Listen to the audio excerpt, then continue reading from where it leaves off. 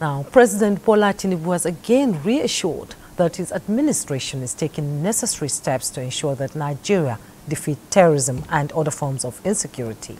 President Tinubu gave the assurance during the meeting of the Federal Executive Council. Let's take a listen to State House correspondent Musbau Danwahab's report.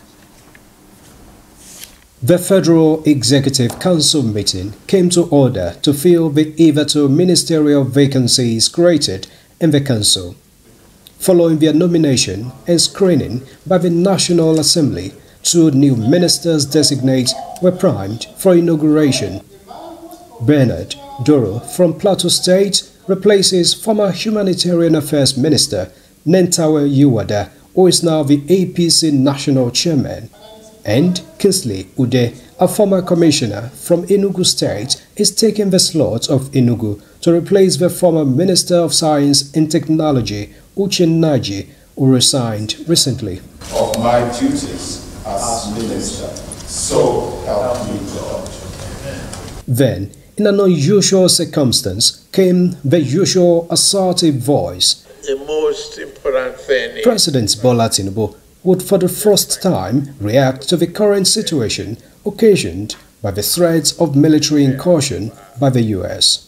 Despite the political headwind and the fear of our people, we continue to engage with our partners. The sources of the 2.3 billion bond, our subscription, oversubscribed, is the most at this stage. So the task ahead is immense. We are engaging the world diplomatically, and we assure all of you that we will, defeat terrorism in this country.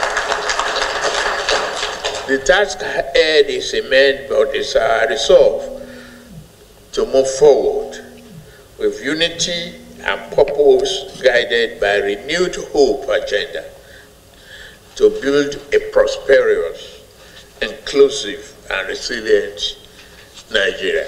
The President also yielded the floor to the Coordinating Minister of Finance and Economy, Wale Edun. The Coordinating Minister gave updates of economic progress, including the growth of GDP by 4.2% in the second quarter of 2025, growth of 13 major sectors by 7%, growth of industrial sector from 3.72% to 7.45%, foreign exchange reserves topped $43 billion, while trade surplus hit 7.4 trillion naira. Yesterday's hugely successful 2.35 billion euro bond issuance, in which the order book peaked at over $13 billion, is a testament to continued investor confidence in our country and our reform agenda and Mr. President's leadership. He assures of sectoral commitments to the $1 trillion economy envisioned by the government as they prepare for the next phase of the reforms. The next phase of reforms will remove barriers holding back investors. We will review tariffs and import restrictions to stimulate productivity and investment. The minister believes every naira must be optimized to sustain momentum amid global liquidity constraints, while the government continues to harness local resources to strengthen the economy.